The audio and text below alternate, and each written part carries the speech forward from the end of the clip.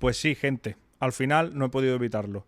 Voy a hacer un vídeo de la película de la que todo el mundo está hablando. Y no es otra que la peli de la Odisea. Y sí, me vas a decir, pero este canal no es un canal de Biblia y de su contexto. Y sí, es cierto, es verdad.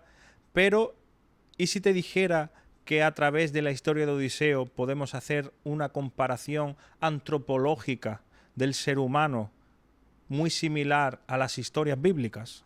Y es que hay películas que adaptan historias y hay otras películas que consiguen que mires la historia original con otros ojos. Y creo que eso es precisamente lo que me ha pasado con la versión de Christopher Nolan. Porque evidentemente adaptar la historia de la Odisea al cine era una auténtica locura, ya que estamos hablando de uno de los textos literarios más fundacionales de la historia de la humanidad. Un poema de unos 24 cantos lleno de mitos, de historias, de héroes, de monstruos y una cantidad enorme de material que evidentemente no se puede adaptar bien en una peli de 3 horas. Y claro, si me preguntas, ¿la película es una buena adaptación exclusivamente literal? Pues te diría que no. Ahora, si me preguntas, ¿ha entendido Nolan qué es lo que hace que la historia de Odiseo siga siendo una historia tan fascinante después de casi 3000 años? Y mi respuesta, después de verla, sería totalmente. Además, creo que la peli tiene algo muy interesante para que puedas entender la historia original de la Odisea. Nolan consigue convertir una historia que parece puramente fantástica en algo relacionado con el propio ser humano. Una historia sobre la guerra, sobre el trauma, sobre tu identidad y sobre todo los límites de nuestra capacidad para controlar nuestra propia vida. Y es precisamente desde ahí donde quiero hacer este vídeo, porque cuando miras la Odisea desde una perspectiva antropológica, es ahí cuando empiezas a ver similitud con los relatos bíblicos. No porque Homero y la Biblia nos cuenten la misma historia, sino porque ambos intentan responder a preguntas que se hace el ser humano, como ¿qué hacemos cuando descubrimos que no podemos controlar nuestro destino? Si tuviera que definir a Odiseo en una sola palabra, lo definiría como astuto. Odiseo no es simplemente el hombre fuerte, un guerrero, como Aquiles. Representa al hombre que sobrevive porque piensa. Es calculador, engaña, utiliza su astucia y es que encuentra una salida cuando aparentemente no la hay. Y el ejemplo más evidente es el del caballo de Troya. Después de 10 años intentando asediar la ciudad, al final solo consigue conquistarla engañando al enemigo. Y esto es fundamental para entender quién era Odiseo, porque Odiseo confía profundamente en su propia capacidad para poder salir adelante. Si aparece un obstáculo, crea una estrategia. Si aparece un problema, intenta buscar una solución. Y hasta cierto punto, eso funciona. Pero resulta paradójico que cuando termina la guerra es cuando empieza verdaderamente el problema para Odiseo. Que ahora que quiere volver a casa, no puede controlar la situación. La genialidad de la Odisea es que aparentemente es una historia muy sencilla. Un hombre que quiere volver a casa.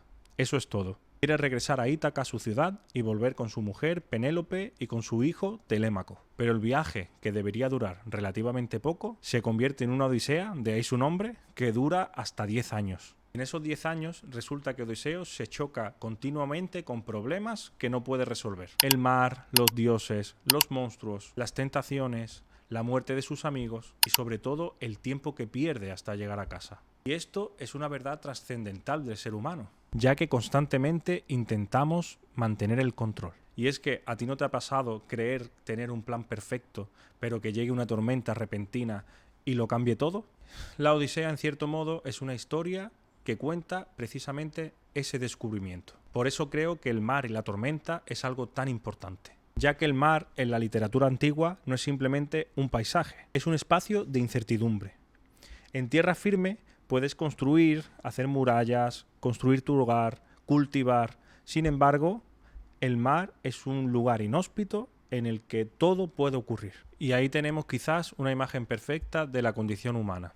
Podemos aprender aparentemente a navegar la vida. Sin embargo, no podemos controlar el océano en el que navegamos. Y Odiseo es precisamente el hombre que nos enseña esto.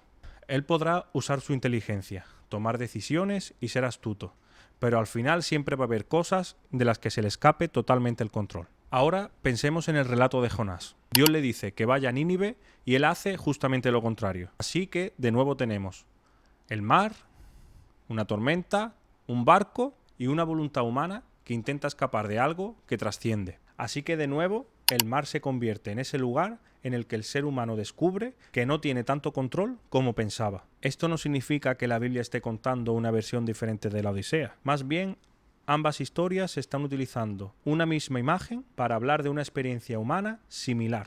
Y no es otra que la confrontación entre nuestra voluntad y aquello que no podemos controlar.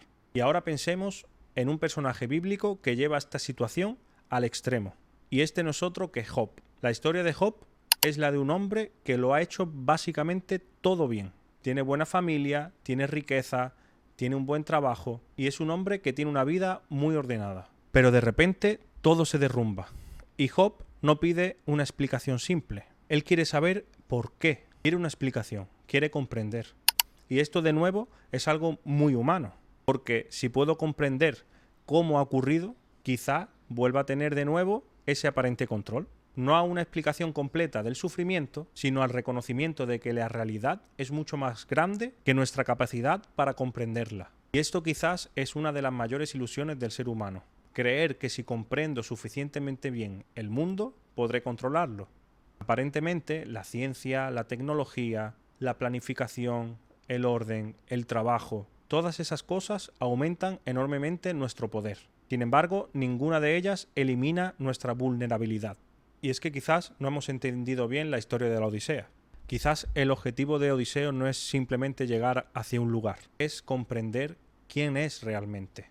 Porque al comienzo del viaje, Odiseo confía plenamente en su capacidad para dominar las circunstancias. Sin embargo, durante el viaje lo va perdiendo todo: sus hombres, su seguridad y su tiempo. Y esto nos lleva hasta Abraham. En el relato de Abraham podemos encontrar de nuevo similitudes. Ante ciertos retos, el ser humano vuelve a responder. La vida de Abraham también está marcada por su salida. Tiene que salir de su tierra, tiene que perder su seguridad. Entonces, al igual que la narración épica, ambas nos cuentan una historia profunda a través de un viaje. Quizá por eso tantas culturas antiguas nos cuentan historias de viajes, porque el viaje exterior representa lo que ocurre en nuestro viaje interior. Ahora vamos a volver a la película, porque como he dicho antes, Nolan no trata la historia simplemente como un viaje mítico. No es una especie de videojuego mitológico, tipo Assassin's Creed. La peli de Nolan no funciona así. Cada aventura es tan importante como la anterior porque todas van transformando a Odiseo. Y creo que Nolan entiende muy bien eso. La peli insiste mucho en la memoria, el trauma de la guerra y en la manera en la que los propios seres humanos construyen su identidad a través de las historias. La película te propone preguntas como: ¿quién eres realmente? ¿Quién eres cuando pasa el tiempo? ¿Quién eres cuando todo el mundo tiene una imagen de ti que no coincide con lo que tú crees que eres realmente? Odiseo vuelve a Ítaca. Sin embargo, Ítaca tampoco es la misma. Ni su mujer es la misma, ni su hijo es el mismo, y él tampoco. El mito no es una historia real. Sin embargo, tampoco es ficción. Por eso Nolan, en medio de la peli, cuando Odiseo está en medio de la tormenta, hace que le resuenen estas palabras en la cabeza: suelta el control y vive. No significa abandonar la responsabilidad, no significa dejar de luchar, no significa resignarse. Tiene que tomar decisiones y resistir. Pero también tiene que aprender a entender que no puede controlar el resultado final de todo. Y todo esto finalmente me hace pensar en el personaje de Jesús. No quiero decir que son personajes similares, ni mucho menos, pero sí son personajes humanos. Tampoco quiero decir que Homero esté anticipando el Evangelio, ni mucho menos. Lo que quiero decir es que podemos poner a ambos personajes en diálogo. Los dos exploran una cuestión profundamente humana. ¿Qué hace el ser humano cuando su voluntad choca con una realidad que no puede controlar? Odiseo intenta regresar, lucha contra todos y contra todo, y finalmente llega a casa. Sin embargo, Jesús está en el Getsemaní y se encuentra, al igual que Odiseo, ante una realidad que no quiere enfrentar. Padre, si es posible, pasa de mí esta copa. Sin embargo, termina diciendo: pero que se haga tu voluntad. Representa la aceptación de una voluntad que no es la suya. Uno intenta aprender a navegar el océano, mientras que otro acepta entrar en él. Y por eso quizás ambas historias nos siguen hablando hoy, ya que todos tenemos nuestro propio mar, nuestro propio viaje, nuestra propia odisea. La lección de todo esto es aprender a actuar sobre aquello que sí depende de mí y aceptar lo que no depende de mí. Odiseo no deja de actuar, pero aprende los límites de su actuación. Job no deja de preguntar, pero descubre los límites de su comprensión.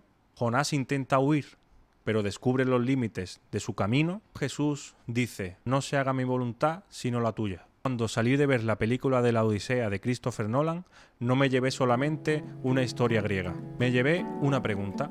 ¿Qué hacemos cuando descubrimos que no somos los autores absolutos de nuestra propia vida? Para más contenido, dale like, suscríbete y nos vemos en el próximo vídeo.